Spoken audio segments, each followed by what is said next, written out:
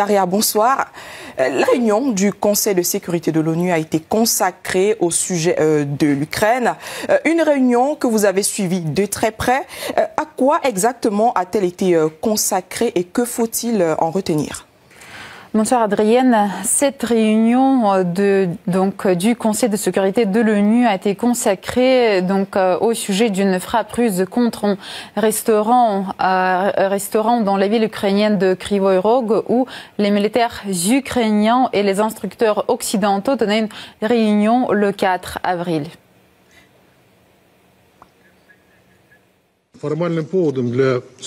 La raison formelle pour laquelle les partisans européens du régime de Kiev ont convoqué aujourd'hui une réunion du Conseil de sécurité est une frappe effectuée le 4 avril par l'armée de l'air russe contre un restaurant à Kryvyi Rog.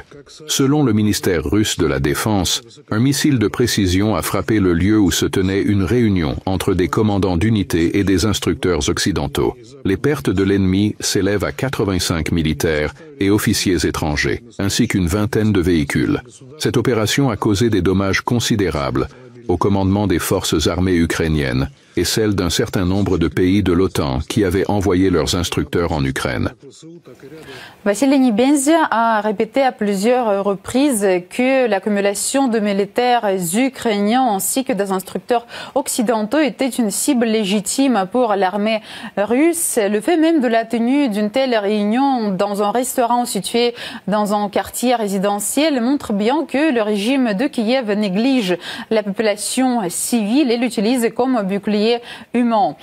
Selon Vassily Nebenzia, le régime de Kiev a tenté de présenter cette frappe russe comme une frappe contre la population civile ukrainienne et ses sponsors occidentaux, les sponsors occidentaux du régime de Kiev ont soutenu cette version. On peut voir les articles un peu partout dans les médias occidentaux sur ce sujet. Il a aussi dévoilé les coupables de la mort des civils ukrainiens à Kryvyi Rog. Selon lui, c'est l'armée ukrainienne qui en est responsable. Il a précisé que la cause de la tragédie est une erreur de la défense aérienne ukrainienne qui visait à intercepter le missile russe et à causer des dommages parmi la population civile. Comme l'affirme la partie ukrainienne, parmi les victimes, parmi la population civile, il y a des enfants. Nebenzia a rappelé comment le régime de Kiev avait tenté de faire passer les erreurs, donc le mauvais fonctionnement de la défense aérienne ukrainienne pour des prétendues frappes russes contre des infrastructures civiles.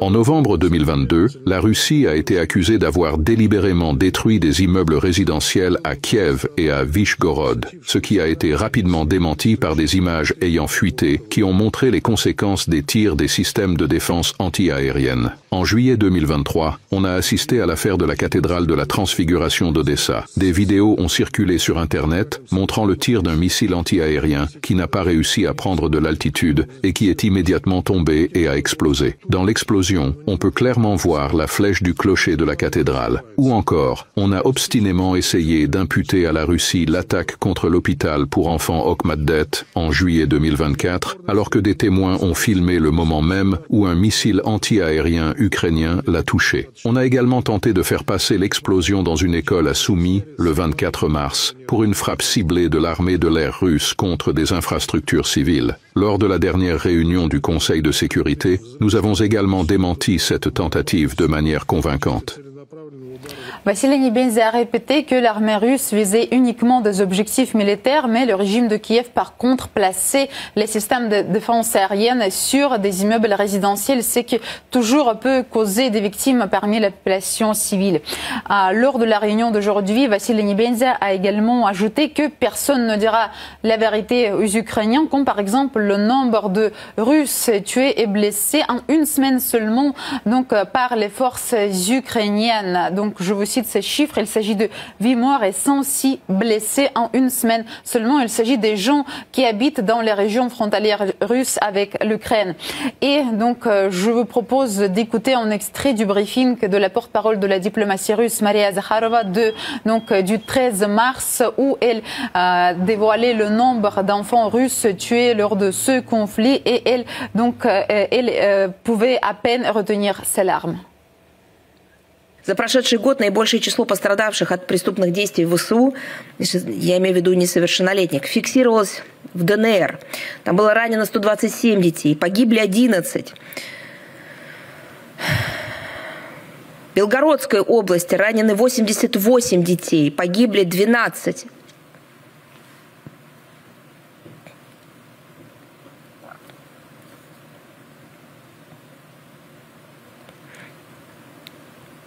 В Курской области ранено 24 ребенка, погибло 4.